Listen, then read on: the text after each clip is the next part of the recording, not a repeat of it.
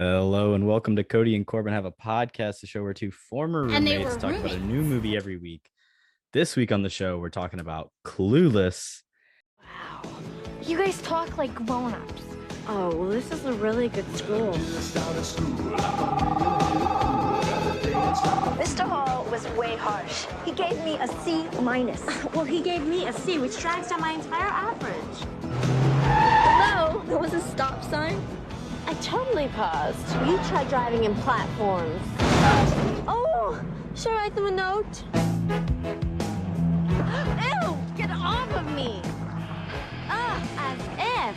Cher's got attitude about high school boys. It's a personal choice every woman has got to make for themselves. Cher is saving herself for Luke Perry. Cher, you're a virgin? I mean, I'm not prude. I'm just highly selective. I mean, you see how picky I am about my shoes, and they only go on my feet. I'm the host, Korbin Zvokel, and joining me is my wonderful and fashionable co-host, Kody Webb. Kody, you're obviously a fashion expert, so this movie is perfect for you. How are we doing? How are we feeling? What's shaking? What's shaking? No, I'm doing great, man. Really appreciate that intro. Just getting better and better every week here. But yeah, you're all right. I would consider myself, one of the more fashionable people, maybe on the planet if I'm going that big. But yeah, if I'm being honest, for this movie, I'm a little clueless. The title says it all. But I'm excited to be here, man. How you doing? I'm doing pretty good, and I'm feeling pretty excited because for this penultimate episode of season 2, we have a very special guest finally coming on the pod, my wonderful girlfriend, Nacke. Mina, are you as clueless as Kody? I think she's frozen. I think you lagged out. Oh, there she is. She's back. I thought that would happen. Because my internet connection is unstable. That's fun. Welcome to the podcast, unstable internet girl. What's going on? Not much. How's it going? Meh. That's how I feel. Her Wi-Fi is clueless today. Yeesh. Sheesh. All right. We're going to talk Clueless, obviously, 1995 classic. Mina, why did you want to talk about Clueless? Well, first of all, I wanted to pick a movie that you guys would never pick otherwise. And I thought this was a pretty safe bet. And it's just a fantastic movie about the 90s and pop culture at that time. And it's so unapologetically itself. It's like a bit ridiculous.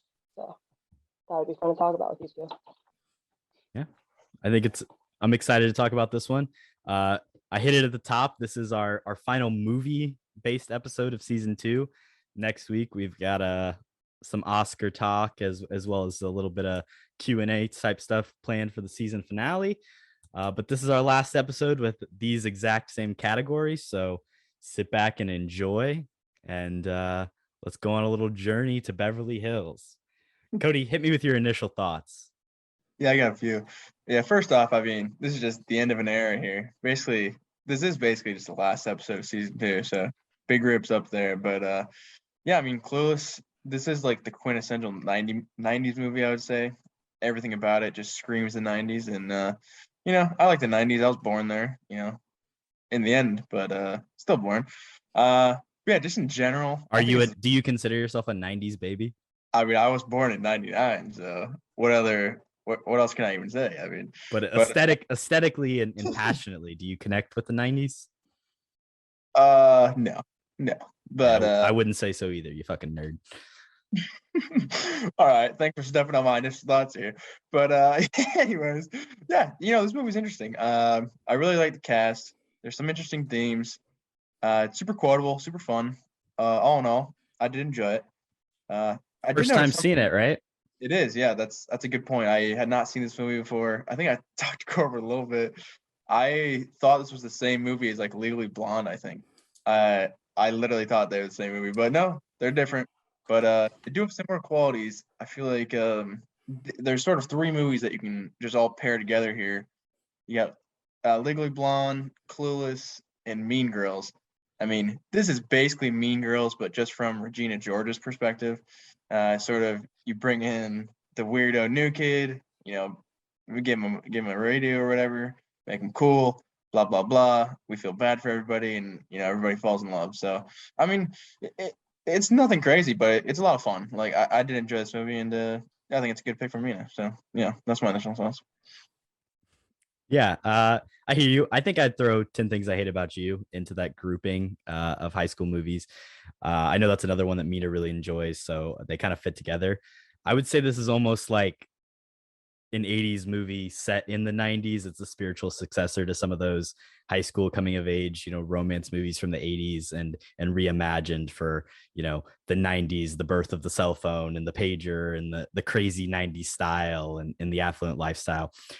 Something I want to talk about is this is actually a really interesting movie to do back to back with against Booksmart. Obviously, both female directors, female led films, different stories, but they kind of play into that same conversation we had last podcast, the conversation I had on air with Kody, as well as the conversation I had personally with Mina. Just kind of about like that, what it looks like, high school movies, like what are high schoolers doing and how do we look at those things? And for us being, people who were not alive in 1995, I think it's really easy to look at this movie as like super nostalgic and like super reminiscent of a time, even though like I have no idea if this is really what the 90s were like in Beverly Hills. I will say I think they did a pretty good job. I know they did a lot of research and in really immerse themselves in like what is Beverly Hills culture in 1995, and I think they did a good job of making that movie. I don't know why Kody's shaking his head right now. Do you have something to say? I do. I completely disagree with but I mean, not everything you're saying there, but your main argument against Booksmart is it isn't what high school is today. I don't think this is what high school was in the 90s at all. I know, that's what I'm saying. I can't say that accurately, but I think looking back at it, because we weren't alive then, I'm more accepting of that fact. I don't know what the 90s are like. That's actually bullshit. I think even if I was alive in the 90s, 27 years later, there's like a feeling of nostalgia. It's why like Stranger Things works, is like people want to reminisce on the past. So like Booksmart in 20 years will probably be like, oh shit, like this was the perfect encapsulation of 2019. Even though it isn't, maybe it still feels like it, and we can look back on it and appreciate it. I will say the film's director, they sat down, they went to real Beverly Hills high schools in the 1990s. They talked to students, they learned slang terms. I think it's easier to emulate that because culture doesn't change so quickly and information doesn't move as fast as it does today, in my opinion. I get what you're saying, but I do disagree with that. I don't think at all that was the point of this movie, was to like, this is not what the 90s high school is. This is not like a documentary. Like, yeah, they did research to make it more believable, but they're just telling a story. It's not about the high school experience. It's just about these characters and what they're going through at this time in their life. Yeah. I think for these high school movies, you're looking into it a lot more deeper than I think you need to. We host a movie podcast. This is what we do. We're looking deep, but that's too deep. I mean, there's no you're such saying thing. This is like, it has to be what it was in the 90s to be a good movie. I don't think that makes sense at all. This could be like this. I'm not saying that. That's not what I'm saying. I just want to make it is in the 60s, but it's still a fun movie. Who the fuck cares? I'm sorry, but I don't understand that argument at all. But besides the point, I'm not detracting from it. My question to you is: does this movie or Booksmart feel more Cali to you? I mean, probably this movie, just because you get the mall setting as well, which I think is fun. But yeah, I mean, also modern California is kind of hard to put on screen. I feel like there's so much, and that's my point. It's so much harder to capture things now than it was in the 90s. Culture is ever changing and different. So what do we know? Exactly. I got a couple more things. First of all, they did use real high schoolers. Alicia Silverstein was literally 16 when she filmed this. I think that's very rare to find in a high school movie. There's definitely some of the friends, like Dee is like 2 years older than Paul Rudd is, which is strange. She's like 27, but at least for the main character of Cher, they found somebody who was like a legitimate 16-year-old girl, which I think is pretty cool. The other thing, obviously, just like the style and the visual language of this movie is incredibly iconic. It's what has so heavily paid to its cult classicness, and it is so recognizable. you see that yellow plaid or any plaid used in this movie and you're like, oh shit, Clueless. Or if you're Kody, you think Legally Blonde. So let's move on to the Mina, initial thoughts. What do you have rewatching the movie? We can't skip you. What are your thoughts? Jesus, I'm the guest and you're like leaving me behind. Well, you left the Zoom call and rejoined, so I wasn't sure if you were welcome to the podcast, Mina. I didn't leave. Yeah. I didn't leave. My computer crashed, so here on the phone now. Here we go. Your audio sounds better, so it's good. Yeah, AirPods coming in clutch there. I don't know. This is like my 10,000th time seeing this movie. It's just one of those movies you can come back to over and over again. So, but every time I come back to this movie, I just cannot get over the amount of pop culture references they make. Like every 10 seconds, there's another reference to what's happening in like their bubble at that time. And I think as far as high school movies go, this one does a good job of just showing how involved high school students are in what's going on in their bubble. Like think about TikTok right now and how many high school students are just so involved with TikTok. That's the equation of Elton and his Cranberry CD. Like it's just kind of like whatever they're into is they hyper focus on it in this movie. And I just enjoy how silly it is and like the random shit that pops up. That's what I got. Every person in this movie is like a caricature of a caricature in a way.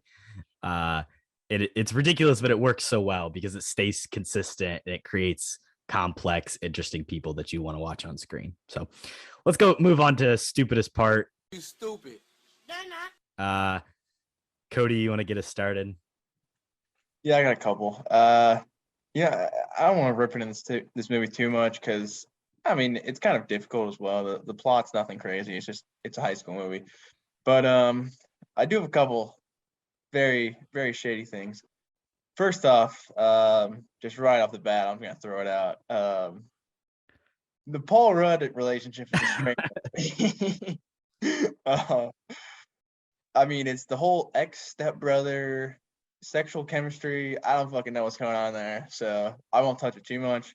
But I'm gonna touch it a lot. I have a lot to say about it. Go for it. You take the reins here, because I don't even know what to say. Like it's weird. Something Mina said when she was trying to pick the movie was like she didn't want to pick a movie that we would ruin for her. And I said, well, this point's not going to ruin it for me. That is the weirdest fucking part of this movie. I was like, if you pick Clueless, you know what we're going to say. We're going to talk about how this movie started stepbro kinks and things have downward spiraled since then in the 27 years since then. First of all, Paul Rudd, IRL, 26 years old at the time of filming this. The age difference is very like strange as well, I think. But he's playing someone who's like 20, so the relationship is supposed to be like like 19, 20 to like 16, which isn't like great. Senior in high school to like college, like sophomore probably. Yeah. But Paul Rudd IRL was 26 and he was making out with a 16-year-old in this movie. Not great. Don't love that. Yeah, so that's the main thing. I have some more thoughts later on in the podcast as well. But, I think if we want to talk cultural impact, this might be the greatest cultural impact it has had on society. It's shocking. That's tough. I did have another one as well I want to throw out. So basically Cher, she just gets held at gunpoint for no reason. She's just downtown and she's looking nice and some weirdo just pulls a gun on her. I mean, kind of random, kind of strange. Also, she just got sexually assaulted before that. So, I mean, rough night. It's kind of just like back to back getting thrown in like the worst possible situation ever all on the same night. So I thought that was strange. And also her friend has another just terrible act of violence. Some dudes are like waterboarding her over the side of the mall. Like, what is going on, dude? Was LA this bad in the 90s where you're just walking around and there's like gangsters everywhere? I'm confused, but these are some bad dudes in LA, I guess. So yeah, that's don't go around at night alone. I mean, be smart, Kody. Could have been you in public at the mall, dude. She's gonna get thrown off like the third floor. Well, yeah, that is She kind of strange. says it. She said, "If I fall, would you catch me?" She really opens it up for them to be like, "Wow, this do something fucked up." She was kind of into it. She definitely suggested it. You guys are that. Mina, Yeah, what's the stupidest part of this movie? All right, well, you guys tell me if this isn't stupid, but Elton putting up a picture of a girl in his locker just because another girl he likes took it is one of the dumbest fucking things I've ever heard. Confusing. Now, That I don't want to very offend you guys confusing. if that's Very something you've confusing. done, but Korbin's definitely done that. but so there's that one. Yeah, that's strange to Just me. seems like a weird thing to do. Sending And you're just gaslighting mixed the other signals, girl. weird vibes. 100%. Also, like before, Yeah. like 2 scenes before that, like Elton was literally like making out with Cher, like in class, like kissing all over. And then she's like, "Oh yeah, Elton would be perfect for my friend." Before Ty even shows up like to the school, like Elton's all over. I don't know why she assumed that Elton was not interested. I think that's just Well, yeah, but even in the girls are dumb. I don't know. There it is. wow, too far. And but first of all, we don't see them before this, and he was just in a relationship. If this is how he's always been with her, then she's not going to think anything of it, even if he's in a relationship. And Cher seems, not to say the title, but freaking clueless about all of this the whole time.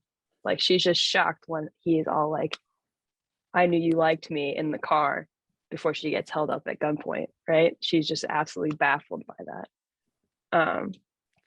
My second stupidest part is the montage of Cher sending herself things when Christian shows up. She just is like sending herself chocolates and flowers and dropping her pencil and shit. It's just like the weirdest thing I've ever seen. I don't really understand it, but I mean, Yeah. it kind of worked though. She got the gay guy to like her. not Well, really. He was gay. I think you missed the point where he didn't like her because he was gay. Well, he still asked her out. I don't know. Well, you know. He What? got more out of the relationship than she did because she took him to a frat party where he met guys, and he definitely used her. Tell me if this is the move or not. You're trying to set 2 teachers up. You decide, hey, let's give them a thermos filled with Italian roast and say, hey, why don't you go share this with another teacher? Is that the move? Is that how you make love happen? I mean, if that's the last step, they were subtly setting it up. I don't know if you're watching the movie there, Corbin. That was like step 5 of the ultimate plan, and I back it. It's well executed. You can't really argue with that. But the thermos. Here's a thermos. You could have put something better than coffee in it. I feel like. But... There's no real force there though. They're letting the teachers do it all. They just kind of lay the groundwork. I like it. It's not too weird. Like if students subtle. are that involved in a teacher's weird love life, it's a bit strange. Yeah. Hey, I guess it worked. So gotta respect the plot armor there. Let's move on to favorite scene. Mina, this is your movie. What's your favorite scene? Okay, so I have 2. First is Murray shaving his head and Dion losing her absolute mind on that. And then she calls his mother and he's just done. Like that's just so great. I like how Cher's just like, oh yeah, they do this all the time. Like this happens at every party. Yeah. The spring dance. She spent the whole after party in the bathroom crying. And then the second one is the Ty's makeover montage. I just think it's fun and very 90s rom-com, like chick flick scene, and it's just done really well and it's fun to watch. Yeah, that's definitely true. I think like that for me is just not as strong because I've seen Mean Girls like 10 times, and like obviously this came out before it, but like they're both. I mean, Mean Girls is just a clean ripoff of this movie, if I'm being honest. So, but yeah, definitely good scenes. My favorite one that I wanted to throw out was the driving test scene. So obviously she's trying to get her license, and she's a little preoccupied with figuring everything out in her life, and she almost takes out a biker, and then she's just smacking parked cars. I mean, and then the driver test guy saying he's the messiah of the DMV. I mean, you really can't get much better than that. Quotable, funny, property damage. I mean, the best of all the worlds in my book there. So I'd say that's probably my favorite. Yeah, that's a really good scene. I really love the Murray teaching Dee to drive as sharing the back. I think that driving scene is also really funny. The highway scene is very good too. Yeah. That's the freeway. Turn right. Turn right. Just driving down the middle of the road. Like, how are these people that bad at driving? Like, I get it, but like, it's bad. I also really, it's kind of short, but the tardy scene with I think Travis is probably like my favorite character. I think he's the funniest. And when he comes up and Tardy, this isn't something you can do on your own. You know, many people have contributed. The LA City bus driver who took a chance on an unknown kid, the crew at McDonald's who spent hours making those Eggman muffins, without which I might never be tardy, and my parents for never giving me a ride. I think that's just really funny. Also, the little frat party dance thing that she goes to with Christian, where Paul Rudd shows up to. I think that's a pretty fun scene. Just them dancing. Paul Rudd shows up. He gets with Ty. I don't know. There's not like a lot of like long scenes in this movie. Everything's pretty short and condensed, so it's more of just like these small moments that is easy to pick out. But yeah, those are my favorites. Good picks. Solid All right, choices. let's move on to who can act. Wow. Cody, who's the best actors in this movie? Yeah, I got a couple picks. I do want to shout out Alicia Silverstone. Probably her best performance of all time. Haven't seen her too much. I know she's in Batman and Robin, which is a interesting movie. But I think she's actually pretty good in this for how young she is. I think she's super believable. She got great chemistry with most of the cast. So I want to shout her out. But my obvious pick is Wallace Shawn. I mean, what is that guy not good at? Inconceivable. Iconic. You can't beat Wallace Shawn. He's really only in it for like the first 15, 20 minutes too, which sucks. I wish he was more reoccurring throughout the entire movie. But I mean, just one of my personal favorite actors, and he's pretty like he's got an attitude in this movie too, which is fun. He's telling all the students basically F off, like you're just bad students. I'm not giving you a better grade. Then he gets to fall in love too. So it's like the full circle. He goes from a grumpy old teacher to just a guy in love. So yeah, Wallace Shawn, go. Cody, what are your thoughts on Alicia Silverstone in Diary of a Wimpy Kid: The Long Haul, where she plays Greg Heffley's mother, Susan Heffley? Are you pro? I haven't seen that one, to be fair. 2017 film. I would say probably Golden Globe robbery on that film. I don't know why she wasn't nominated, but I think she's been on like some sci-fi films too. Just not a good IMDb as of late, which does kind of suck because I feel like she is an icon of the '90s. And you are forgetting her best role in Scooby-Doo Monsters Unleashed. Like, she's the reporter in that. Mm-hmm. Who does she play? Definitely. She plays Heather. Yeah, the reporter that ends up actually being a man, I think. Oh, is she Scrappy Doo? Isn't Scrappy Doo like the bad guy in that movie? That's in the different one. That's the first one. Spoiler alert. Is that spoiler alert? Who just got spoiled from Scooby Doo 2? I don't know, but Scrappy Doo did nothing wrong. So that's not Scooby Doo 2. Well, he didn't do anything wrong in Scooby Doo 2. That's for sure. Is it Scooby Doo what? Yeah, just Scooby Doo. I actually need to stop. All jokes aside, this is an anti-Scrappy Doo podcast. Probably the worst thing. Probably the worst thing to ever happen to Scooby Doo was Scrappy Doo. Atrocious. Scrappy Doo. TV tropes. Absolutely horrible. James Gunn, be better. Don't use them. All right.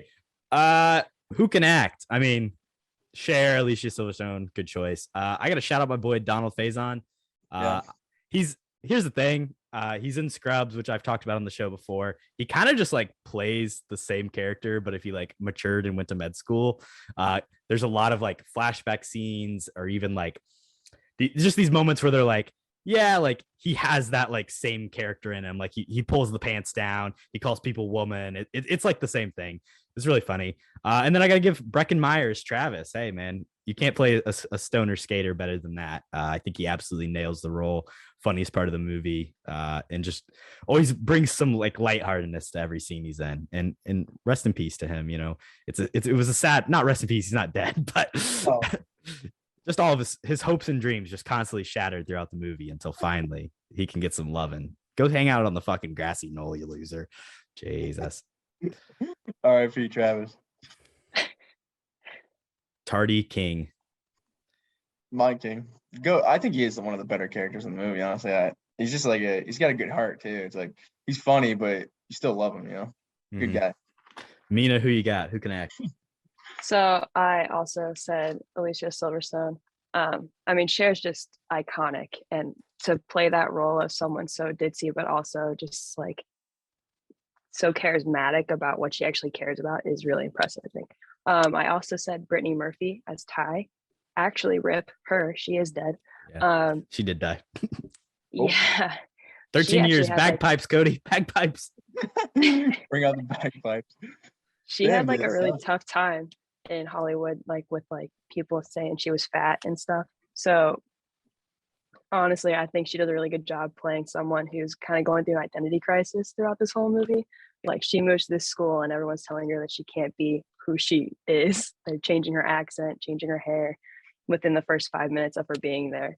And then by the end, she's back to where she wants to be, hanging out with Travis Birkenstock at his skateboarding competition. And I think she just does a really good job portraying that.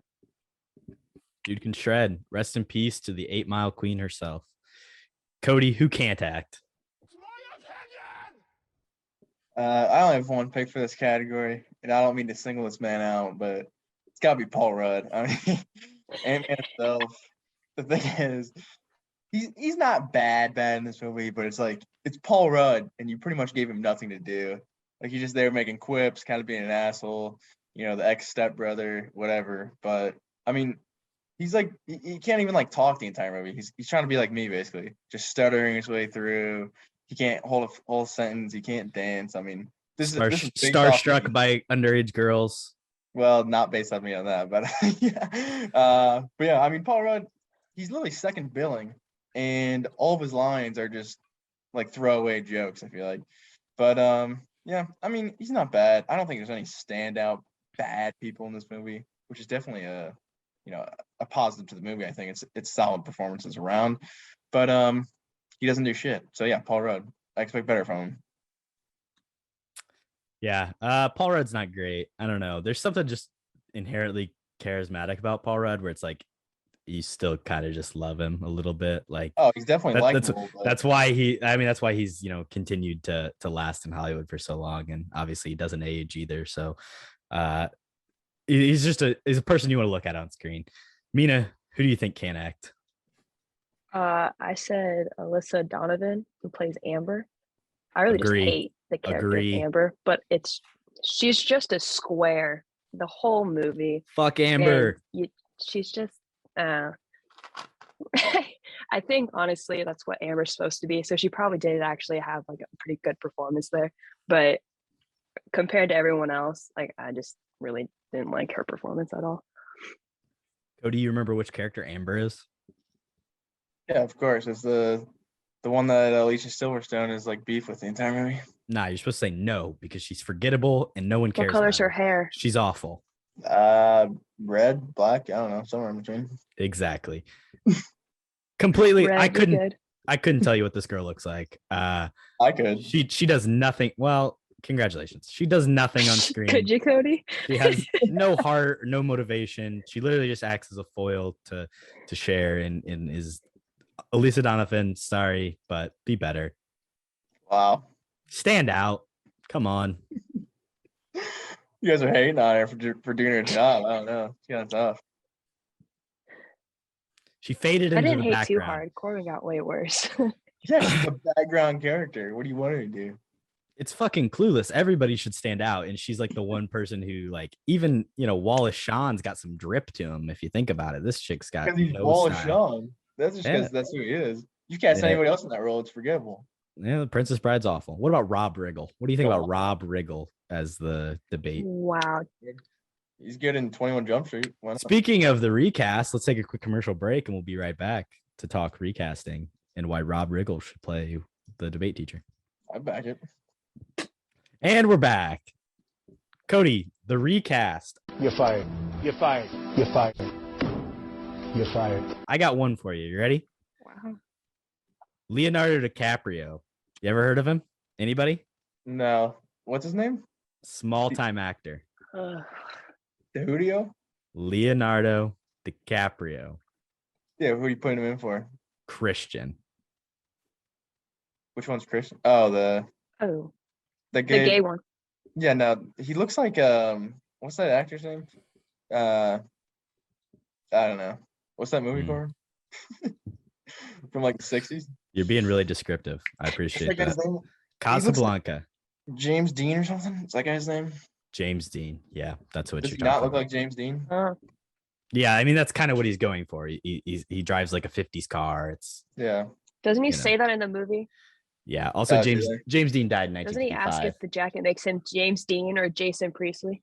Yes, he does say that. Yeah, Rebel Without a Cause. That's what I was thinking. Shout out Marion, Indiana, birthplace of James Dean. Yeah. So Leonardo DiCaprio. I mean, hey, let's get him in the biggest movie of 1995, which is not this, but let's also put him in this movie. And he listen. I don't think he's gonna play that role well.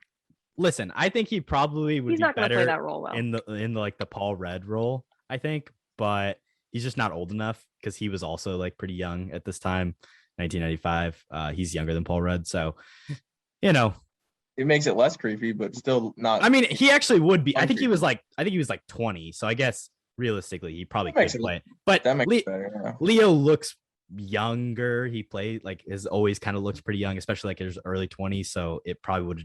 I don't know. Just put him in the movie. Like Romeo and Juliet. Leo, how old was he in there? Yeah, that's around the same time. Yeah, I like that. Why not mix it up? Do you think Leo can portray like that gay character, like the actor that plays Christian can? Like, I'm not saying anything bad about Leo's performances, but like, I think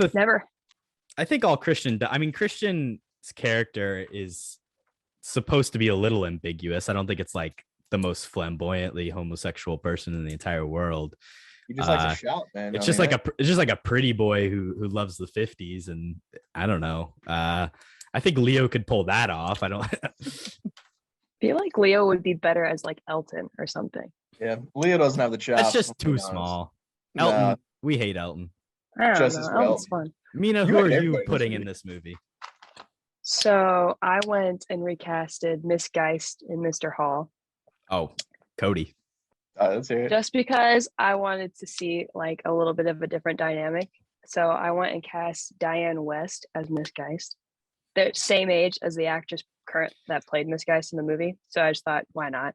And then Mr. Hall, I thought it'd be really funny to see like Samuel L. Jackson in that role because he's also the same age and as Diane West would have been at that time. And I just think Samuel L. Jackson as a debate teacher in Beverly Hills High School would be really friggin' funny. But then I also thought a more serious one like Gene Hackman as Mr. Hall would also work pretty well. Yeah, I think that Gene Hackman probably makes a little more sense. I think Samuel Jackson, like 1995, his sensibilities as an actor don't necessarily align with like the comedy of this movie. In like the things that Samuel L. Jackson was doing at the time. Hold up. Does this have to be him in 1995? Well, you said age. You were saying age, but I'm saying like a 2010 like Samuel L. Jackson, I think would actually kill that role. I just think like 1995 Samuel L. Jackson probably doesn't. That's my point. Why? What was he in the 90s that was so serious? I mean, just like his Pulp Fiction character is like not like it's Pulp Fiction. Funny. Yeah, I mean, you can say that about anybody. Yeah, John Travolta in any other movie, but Pulp Fiction is not the same thing. I don't think it's a good example. But like, I think of him in like Die Hard 3, where he's this like wisecracking guy. I don't know. I back it either way. I think Sam Jackson's decent in comedic roles. I think it just would have been interesting to see him dealing with a bunch of teenagers, like Cher arguing her grade with Sam Jackson. Like that would be really entertaining to watch. What about him in The Phantom Menace? Sure. Only if he brings a lightsaber. All right, I'll go over to my replacement here. I'm getting rid of Paul Rudd, obviously, and we want a good-looking guy. I think Paul Rudd, he's all right, but who's better than Zach Morris from Saved by the Bell, aka Mark Paul Gosselaar? I mean, you're going from one high school show straight to the big screen. And yeah, I think this guy's got charisma. Makes the movie a little bit more interesting. I don't know how old he was around this time. Probably should look that up, but he's on the younger side. I'd say it's less creepy than Paul Rudd. And I mean, if you get rid of the step bro stuff, it's just less creepy in general. But yeah, I like Saved by the Bell and throw this guy in. I feel like he doesn't do a ton of stuff other than Saved by the Bell, mostly because he's not a good actor. But I mean, that kind of fits in this movie, so why not throw him in? All right, fair enough. I like that. Question. Mm-hmm. We're all hating on Paul Rudd, like step bro storyline. How else would you have his character be in there? Like, you could have him be her real brother. I think that would really switch things up. Jesus. He could just be an intern at the law firm who's like an old family friend. I don't know. Okay. That was pretty easy, yeah. Yeah, and Curious. That would make the law firm storyline make a little bit more sense, because just like the fact that it's like so heavily included, like he's just always reading depositions at the house. Like that's a little weird. Well, they got to rip off Legally Blonde somehow. I mean, he literally says he's going into law, but he'd rather do environmental law than corporate law. Like they don't have an office. What? How I Met Your Mother ripped off this too. He doesn't need an office. And How I Met Your Father ripped off How I Met Your Mother. So, you probably watched that, didn't you, Korbin? Just a rip off. No, but you know who did? You. No, Jake Ross. That's somebody who would watch that. Junior watched that opening night. Absolutely, he did. He texted me, "It's not good." Yeah, no doubt. It's got fucking Josh Peck in it. What do you think it's gonna be good? Oh, it's got Josh Peck. I'll watch it then. Why not? Okay. I just want to throw some with Josh Peck. Yeah. I don't know. Don't you like Drake and Josh, don't you? Josh Peck is just kind of sad. Like it's just kind of sad at this point. Can we agree with that? Pursuing his dreams as an actor? Yeah, that's pretty sad. The the social media stint was a low moment for Josh. Wasn't that Drake? No. Well, yes, Drake like groomed a child. Killed a guy or something. No, he groomed a 13-year-old kid. Well, that's bad. Yeah, I knew he flew the country. Yeah. And then he like changed his name to Drake Campana. Yeah. He tried to make Mexican music. Yeah. I want to throw some things out for you, people who auditioned for roles in the film. See if you guys say just yay or nay real quickly. Reese Witherspoon for Cher, yay or nay? I mean, that's Legally Blonde, bro. You can't can't do that. Like same movie at that point. So now, Mina, what do we think? Yeah. All right. Terrence Howard. I think she would have been fine as it. All right. Okay. See, Legally Blonde is a good movie, Kody. Don't hate it. I like that movie. I didn't say it was bad. It's just the same thing. Never seen it. All right. Terrence Howard for Murray. What do we think? I like it. I like Terrence Howard. I don't know if he's that funny. I don't really know Terrence Howard. The real roadie, Terrence Howard. Oh, the OG roadie. Here's an interesting one. Jeremy Renner auditioned for the role of Christian, which awful, terrible. I would love to see that. and Josh as well, which also bad in my opinion, but What's the other guy's name? Emmett? He could have been Emmett. His name? You mean Elton? Yeah. Elton? I don't think he should have been. First of all, Jeremy Renner, I don't know. I can only picture him like kind of wrinkly and like how he looks now. Yeah. What did he look like in 1995? Like, I have no idea. I couldn't tell you. It's a good question. He would have been 24. So like, we have 24-year-olds play high schoolers all the time. But yeah. Okay. Maybe he looked like a normal person. What was the movie that he was young in? Like, I don't even know. Yeah, I don't know. Okay, I'm looking at some pictures. maybe he still kind of looks creepy and like old. Moving on. Ritter, yeah. Zooey Deschanel for Amber and Cher. Not Cher. Yeah, definitely not Cher. Maybe Amber. Zooey Deschanel's tough on the cast. Yeah. Yeah, she's got to play very specific characters. I don't know her. Again, like 90s Zooey Deschanel. I don't know. Elf is kind of past that point, but weird. Next one for you. Owen Wilson for Travis. Oh hell yeah! Wow. Oh, Wow, I can skateboard. I like that a lot. I just think Travis would be so different, but I don't think it would be a bad thing. Oh, he would not be likable at all. I feel like I'd be like, fuck Owen Wilson. He's kind of skateboard. He's got long hair. What's going on here? Absolutely. Last one, Seth Green for Travis. I kind of like this. I could see it. Mm-hmm. Seth Green kind of like always played these characters in the 90s a little bit, like the fourth, fifth billing, like weird kind of stoner friend character that has a love interest. He kind of does it in Buffy a little bit. So it would work. He's probably not as funny though. Yeah. I don't know why they're trying to take away Travis, dude. Goat character. Well, they're not. They just had other people audition. Nobody's trying to take him away. Not smart, dude. All right, last one. Lauryn Hill for D. Who's Lauryn Hill? The famous singer Lauryn Hill. You know, not familiar with Lauryn Hill? I don't know how that is. What's he sing? I actually don't know. I can't tell you off the top of my head, but I'll look it up later. It's all right. I'll say yes, sure. I like singers. Okay. Fair enough. Killing Me Softly, this song, X Factor, Ready or Not, Doo Wop, Nothing Even Matters, Turn Your Lights Down Low. I can't take my eyes off you. Lauryn Hill's been like heavily sampled by like modern hip hop, so you've definitely heard. I've probably heard songs. I just don't know who she is. Yeah. Any other final thoughts on recasting? I think this movie does a pretty good job of casting the characters. So yeah, I think it's a decent Yeah, cast. I mean, I think that's what was hard about. Yeah, I think that was hard about like what you were asking about people who auditioned. Like they picked the right people. It was just like really good. So. Yeah, for sure. Let's move on to Welcome to the Academy. There's a mistake. Moonlight, you guys won Best Picture. Mina, what real or fictional awards would you like to give this film? I only did fictional.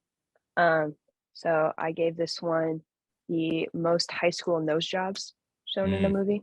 Oh, that's a good one. You just see a bunch of teenage girls with their noses covered, and Amber talks about how she can't have balls flying on her face, and so it ruins her entire social life.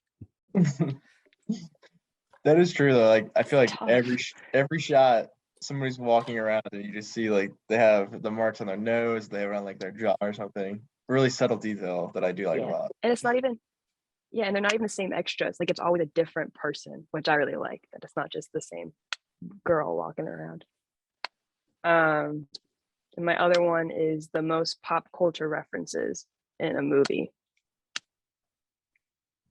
Do you have it's like every 10 seconds they make some other reference. Do you have a favorite pop culture reference? Probably how often they I don't know. I just like how she keeps calling people Bettys the whole time. Like, not a total Betty, or what a Betty. But I liked when they referred to him as such a Baldwin, and then that became a phrase. So there you go.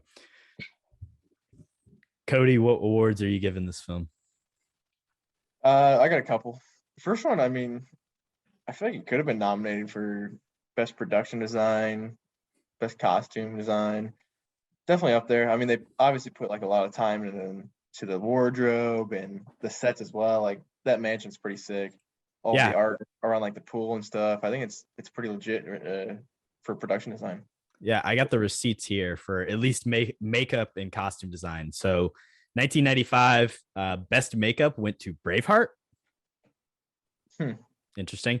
And then only two other films were nominated. Just weird that like a movie like this isn't nominated for best makeup. Now it's makeup and hairstyling. I guess this was just makeup, so it probably focused more on like recreating looks of certain time periods. And then best costume design, Restoration won, and then 12 Monkeys, Braveheart, Richard III, and Sense and Sensibility, a lot of period pieces there, were nominated for best costume design. So I think this is a movie that like today would probably be nominated for both those categories and potentially win one of them. But in 1995, it's not getting a look whatsoever. I mean, like a romantic comedy, no one cares about it. Directed by a female, obviously the Academy doesn't respect that either. So, nobody in the Academy even saw this movie. Yeah, what a joke. But I did have another one, and it's probably debatable, but I have the worst computer scene of all time. Obviously the beginning where she's mixing and matching. I can't even talk. Outfits on her computer. Pretty outdated stuff there. I mean, I don't know if anyone's ever actually done that. A little cringe, but I just don't think they knew how computers worked when they were filming that. Oh my god! But yeah, worst computer scene. Probably debatable. There's a few of them. Jurassic Park, The Social Network, obviously, but yeah, this one probably takes the cake. He's wired in. Okay, Here's my take. Of all video across all time periods, this is the healthiest portrayal of a stepbrother stepsister relationship. Moving forward, this is also, there's a moment in this film that I like to identify as the worst Paul Rudd has ever looked in his entire life. He's sitting poolside. He's got shades on. He's wearing all black. He's got weird, like a goatee, but it's like a 5 o'clock shadow goatee. And he's reading Nietzsche. So all around, just awful look for Paul Rudd. Hate that for him. Please don't ever show me that again.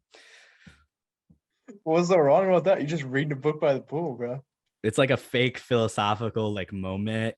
The goatee's awful, the outfit's terrible, and it's like Cher fell for this dude. Strange.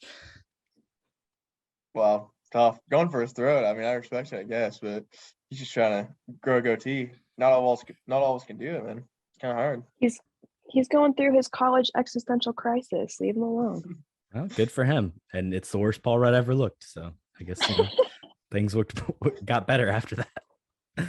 Wow. That's Let's move on to weird movie details trivia. I have 2 questions. What about you guys? I only have one. One? I have 3. Okay, well, Mina, get it started then. Quiz us on this movie. Prepared. See if we watched it well enough. So at the frat party, when Ty comes in and falls down the stairs, her outfit there, how many different ways does she tie her shirt and wear it when they keep panning back and forth between Cher and Christian and her? Good question. Korbin, you want to take a guess first? Are there options?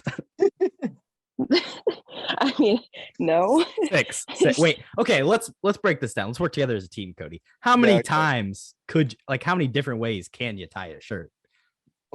Well, I mean, she tied it around her waist one time. Waist. Like maybe it's around it's a finite number. We got to find it. Around like her arm or something, maybe.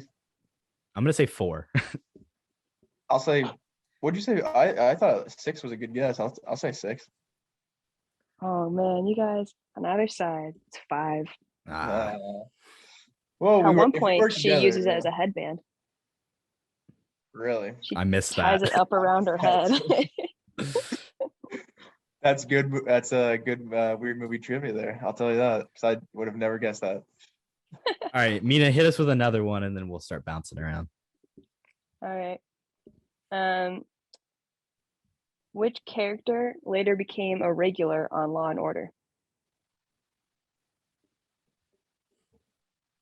Probably not Wallace Shawn.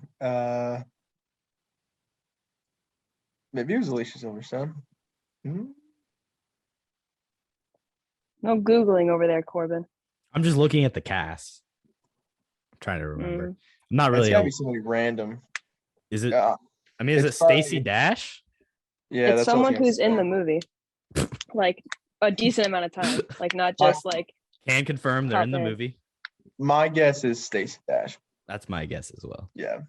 You're both wrong. Elton, Jeremy Sisto. It becomes a regular on Law and Order. It's one of the detectives. Yeah, he does that. Yeah, he does look like that dude. Yeah. Okay. Tough. All right. You guys are 0 for 2. Tough. Well, sorry. Let's see if you can answer my questions. First one. This one's a little bit easier. This is actually a loose adaptation of a Jane Austen novel.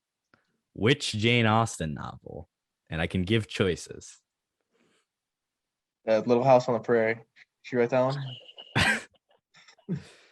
Yep, I think so. Yeah.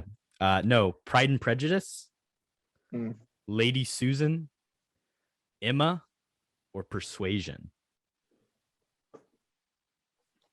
I'll say Pride or Prejudice. It's the only Jane Austen book I think I know. Other than Little House on the Prairie.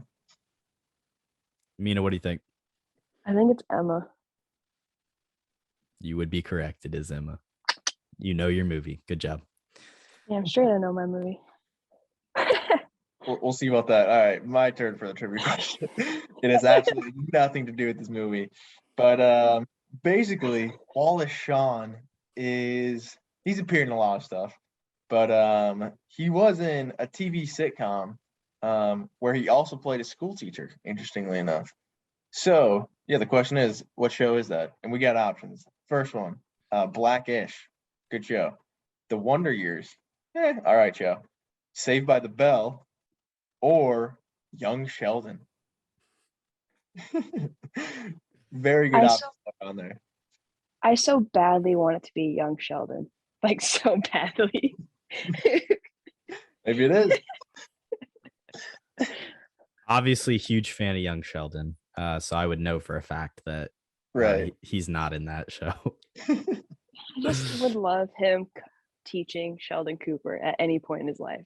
Like that would be so fun. Is he homies with Anthony Anderson? I don't know. Blackish? That seems weird. That's a weird.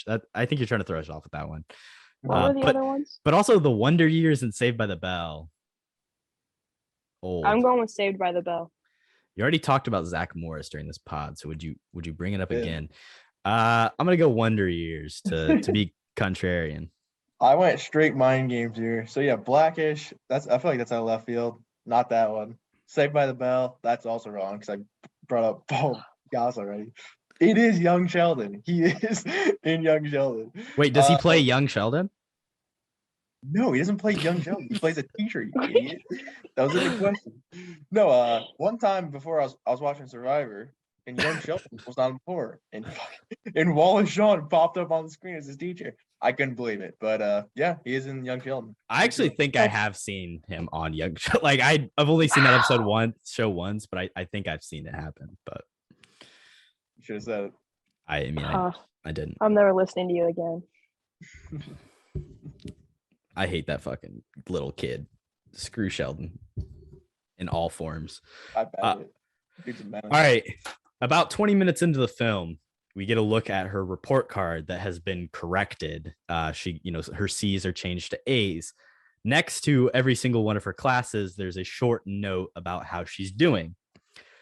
I have a list of all those notes. Tell me which of the following is not actually appearing on her report card.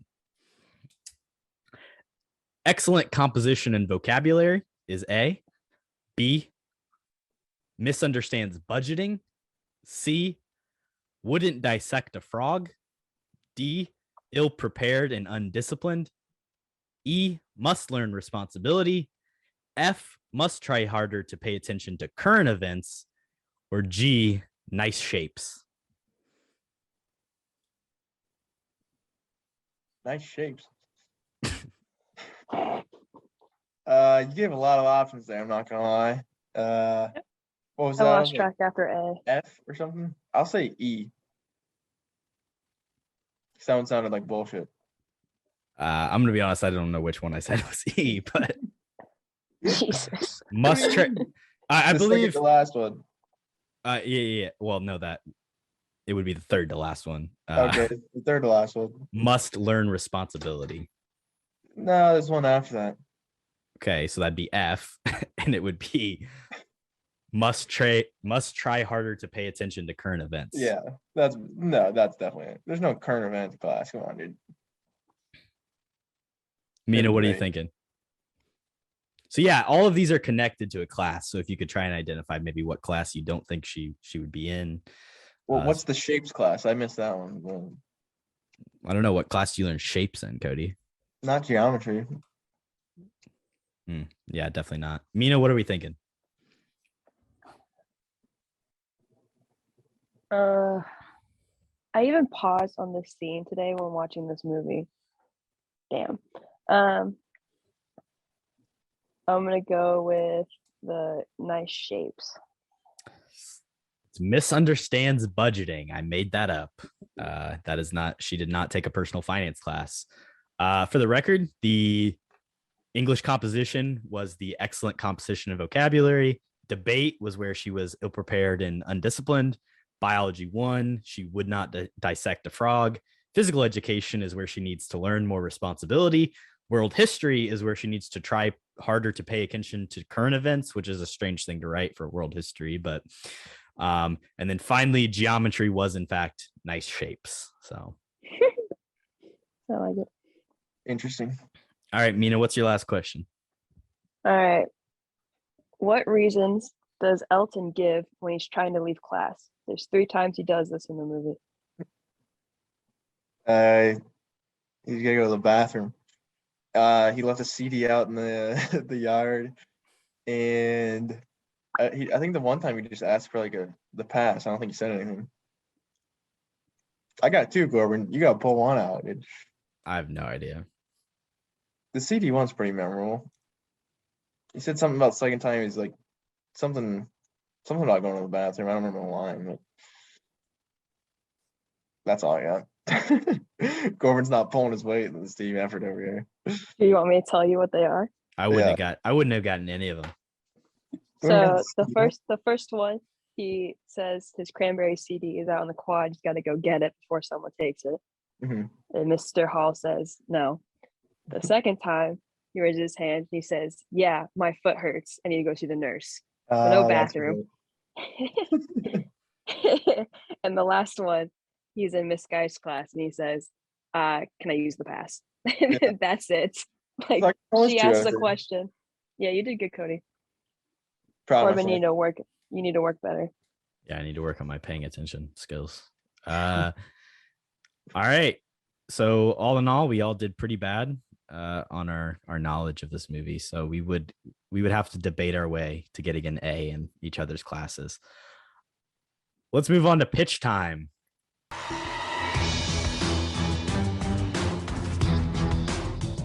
Kody, what's your pitch for a sequel, prequel, remake? I'm gonna start with me. I got a doozy this week. So I'm going for a sequel, obviously. For this type of movie, you got to bring back the entire cast. Everybody's gonna be old, but it's gonna be fun. So my title is Less Clues. You get it? There's less clues. Essentially, it's just a Clue sequel. So we got a murder mystery here with the cast of Clueless, and yeah, it's like a high school reunion. Blah blah blah. Her dad's hosting. Next thing you know, he's dead. Adios. And yeah, basically, Cher's at the helm. She's like this big shot lawyer now, and she's going all detective mode. And it turns out, I'm gonna spoil the movie for you here, but Paul Rudd, he's making a cameo at the end, and he's the murderer. They fell on bad terms, obviously, since the whole stepbro thing didn't work out, and he's come back for revenge, and it gets messy. But yeah, I want a Clue sequel with the Clueless cast. Why not? I'd watch it. Same. I would actually watch. I'm surprised they haven't done a sequel for this movie, honestly, because it's pretty iconic. But I think that'd be a fun way to do it.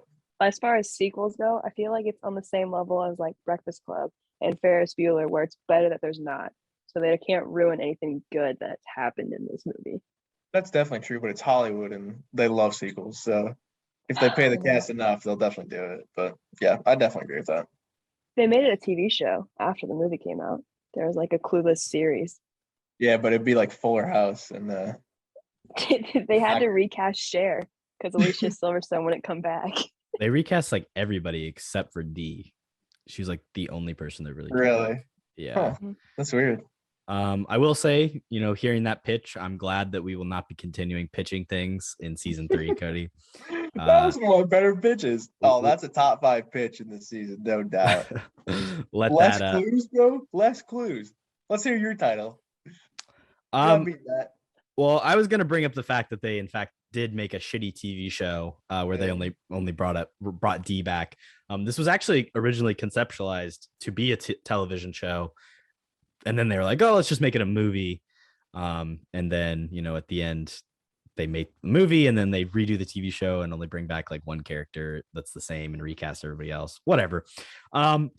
I don't really like Mina said, I don't really want to see a sequel of this. Let's get some like fashion line that's like based on this show. Give me like 2022. JCPenney is going to come out with the Clueless line, and it's going to be like the fashion, but a revitalization of it and modernized, but taking these iconic styles. And then they can make a little like documentary TV show about it, bring all the original cast back, have a big event, you know, make it a whole thing. That's my take. Make it a charity thing. For JCPenney or just for like people who need it? Yeah, it's a charity. I mean, have you seen the state of malls in America? I mean, this That's movie what I'm saying. Very pro mall. They need the money. Yeah, absolutely. Also, I just want to say that like this movie, this should have gone in initial thoughts, but this movie was kind of like the original MTV documentary about like rich kids. Like, you know, like they do like the reality TV show. Like this is like almost emulating that before it was a thing. Like you've got this chick who lives in Beverly Hills and super rich and like complex, but ditzy, but smart, but caring, who's kind of crazy at the same time. And she breaks the fourth wall, and it's like this little documentary. And I think MTV, you know, recaptured this energy in the early 2000s. So that's like a spiritual successor in a way. Throw Legally Blonde and Teen Mom in, and you've got this movie. Keeping Up with the Kardashians, yeah. Yeah, exactly. It's like that idea of like wanting to live in that life a little bit. It's like the high school before Jersey Shore. Yeah, a lot of similarities. Who's Snooki? Let's not get into it. Mina, probably your friend. Yeah, Amber for sure. No. Mina, what's your pitch?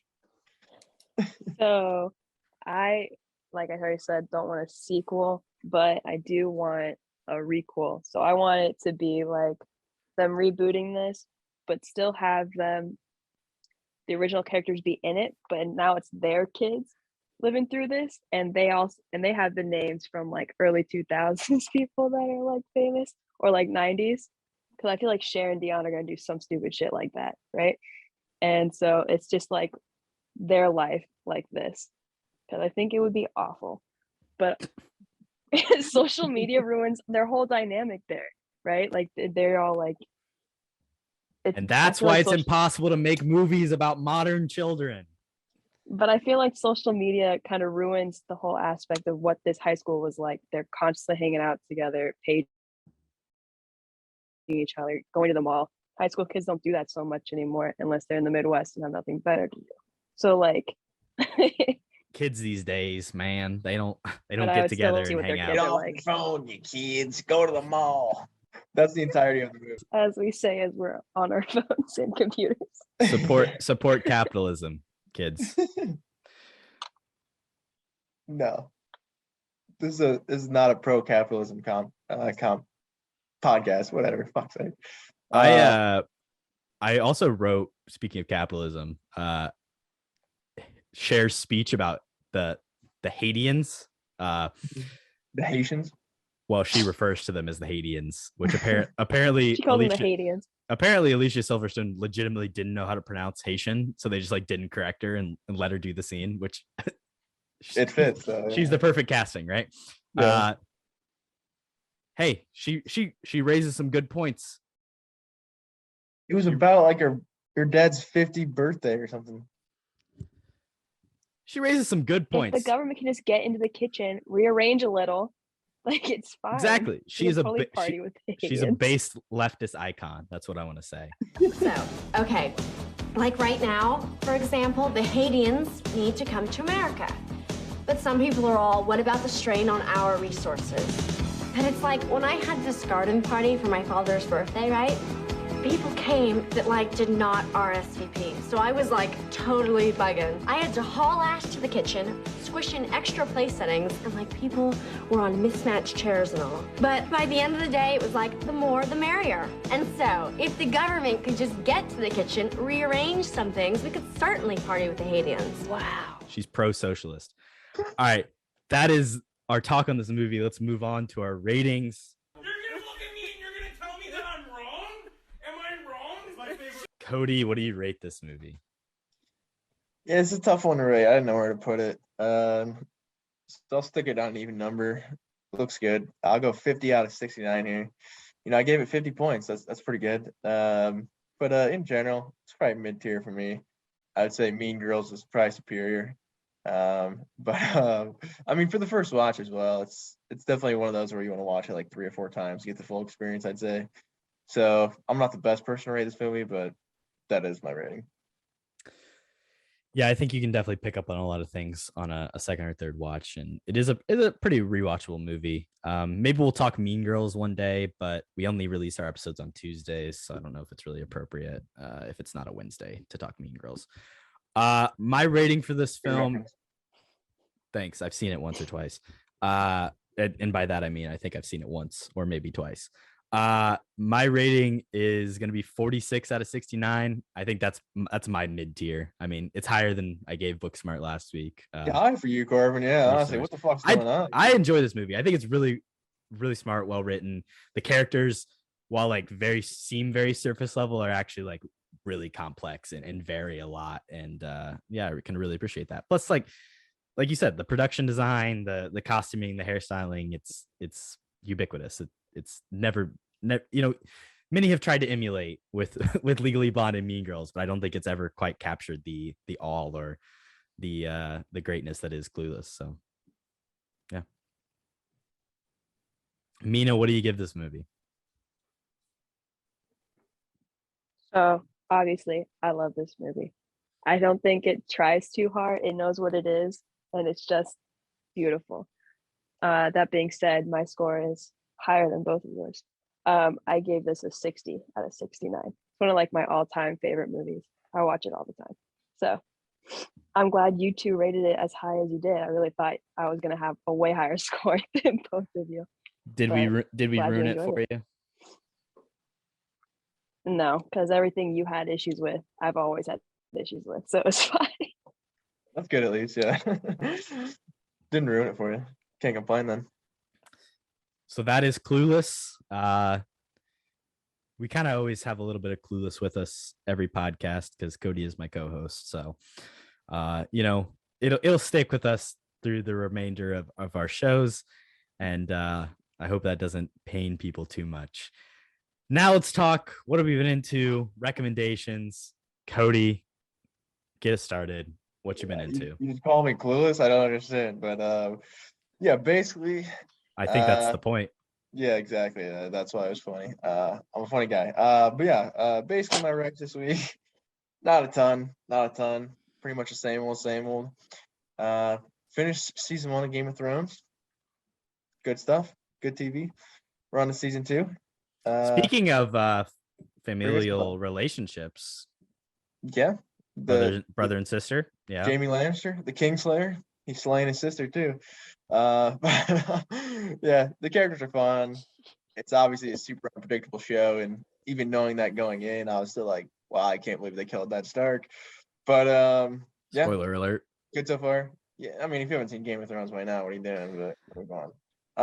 But yeah, other than that, nothing much to recommend other than I actually was on another podcast, and it was a lot of fun. So I say go check out our boys, our compadres at the Rough Cut Retrospective. They had me on. We squashed the beef and talked a little hot takes. But and you talked some shit about me. Do we want to? I did. It was, any response to that or? No, I just called you a dummy, basically. I think. Do you have any response now? No, I called you Clueless, so I guess we're even. and I had the balls to do it on my own show, so. Well, you're a dummy, so I'll say it in the show too. But there we go. Yeah, definitely go check that out. I think it was a lot of fun. Somehow the ratings didn't, crash and burn when I showed up, which is kind of surprising. But I think it was actually a good episode all in all. And yeah, definitely. I'm sure we'll have Jackson and Carter on back on our show again soon because yeah, good guys, good pod. Go check it out. That's my Rex this week. Mina, what you got? So I started watching Downton Abbey a little bit ago and just how totally binged it. And it's actually really fucking good.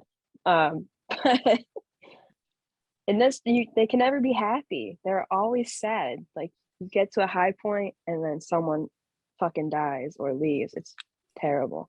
I'd be sad if I lived in I also England as started well. watching. Racist. Tough. I also started watching Community for the first time. It's pretty solid, like what I see so far. And I started rewatching Big Bang Theory. So big TV binge for me right now. Not a whole lot of movies, but I've always been more of a TV person. So Speaking of young Sheldon, Big Bang Theory. Yeah. Damn. yep. You could see Wallace Shawn every week. I mean, might as well. It was worth it. For me, obviously, a lot of my watching is similarly intertwined with what Mina is seeing. So we've been watching Community together. I've seen it before, but it's a really, there's something to be said about the 20-minute, comedy TV show from the mid 2000s. It's really just easy to get through. It's super digestible. A lot of TV today is not very digestible. If it's, a 50-hour epic, or not 50-hour, 50-minute epic like Game of Thrones every episode where you got to keep track of 30 characters, it's just like putting in a lot of work just to enjoy something. And while it is super enjoyable, sometimes you just want to decompress with a dumb show about people in community college directed by the directors of Infinity War. So we watched Rush together as well. I know you're a fan of that movie. I like that movie a lot. Yeah. Is all right. I know Mino didn't love it. My take, Underrated. They should have Underrated. I've seen it. They should have kissed at the end like they do in Talladega Nights. That's my take. Would have made it better. Dude, Rush is a very good movie. Ron Howard, underrated director. Chris Hemsworth, dude, come on. Daniel I think it's a good. Brühl is so good in that movie. Very fun movie, I think. And it deserves more recognition. So Mina gave it 2.5 stars. So it's a good movie. It's just not rewatchable for me. Like I'd seen it before and I liked it better the first time. Watching it the second time, not so much. No, me and Korbin don't agree on any sort of movies, so we don't like the same movies. I'm aware. I've listened to all the podcasts. You guys hardly ever agree. Oh, every movie I like, he just hates just because I like it. There's literally no other reason. That's literally it. I've watched the first 20 minutes of Rush 4 different times and could not make it past that. I had to watch Booksmart. That's what he said about Booksmart too. It's just because Kody. Booksmart only happened once. No, Kody. I watched Rush the first 20 minutes before you ever saw it, and then you're like, "Oh, it's so good," and I tried it again, and I still couldn't get through it. Oh, Kody said this movie's good. I'll watch the first 10 minutes. And Kody, for the next fucking 2 years. That's what you fucking do. Cody, his opinion doesn't matter. He didn't like Princess Bride. He's flawed. He's basically just banned from takes after that. But what else were you watching, Korbin? I'm sure you got it more than Rush. Also watched Lost in Translation on the projector with Mina downstairs when she was visiting here. Kind of racist a little bit. Yeah, a little racist to Japanese people, so that's kind of tough for Sofia Coppola and Bill Murray. And that's just like Bill Murray's shtick, isn't it? He's kind of racist. Yeah, maybe to Asian people specifically. Yeah, but pretty shot movie. Really interesting, relationship of like this friendship relationship between a man and a woman, which you don't see a lot in TV. In movies or really anything. Also watched classic from 1984, Paris, Texas. 2 hour and 30 some movie, definitely long, a lot of sweeping landscapes and quiet moments of reflection with characters on scene. Not a movie that gets made today in the same way. A slow burn, I guess. Okay, Power of the Dog is similar in representing the Great West and in a slow burn in that fashion. But there's a couple scenes in particular in the movie that are just master classes in how to shoot a film and how to frame characters against each other.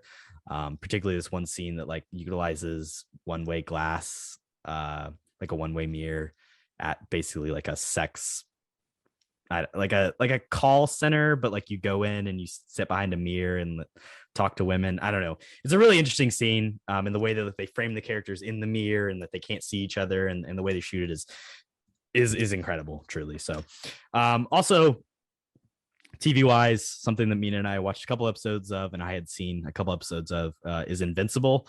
Haven't gotten to talk about it on the show yet, but animated, gory superhero show with J.K. Simmons and Steven Yeun. It kind of up my alley, so pretty interesting stuff. I'd recommend it if you are kind of itching for something like that, a little bit of an adult cartoon that can play off the typical comic book tropes that are obviously so popular today. Yeah, that's definitely on my list. I do want to check that out. All right, that is the end of our second to last episode.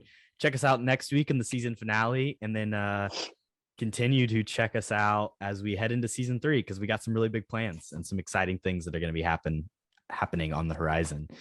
Follow us on Instagram, TikTok, where we definitely post all the time.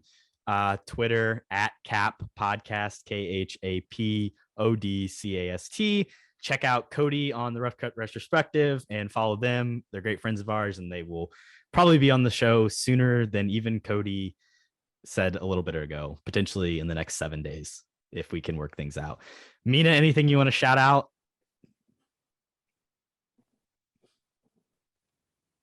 Meaning, I gave my shout outs already. I don't know. Donate to a charity. Follow you on Instagram. Follow her on Instagram. Not a great follow. No, don't follow me on Instagram. Yeah, don't follow her on Instagram. Kody, fuck off. I'm better follow than you. Yeah, if you want to talk about a bad follow on Instagram, Kody Webb. My God. I post like every other week. What are you talking Do about? you even have a post yet? He has one. Yeah, I have one. Graduation. That's all you need. I'll post again this week. Again, we're just having a random conversation at the end of every episode, like we always do. So thank you for listening. If you're still here, peace. Thanks for coming on, Mina. Yeah, thanks for coming on, Mina. Always a pleasure. Always.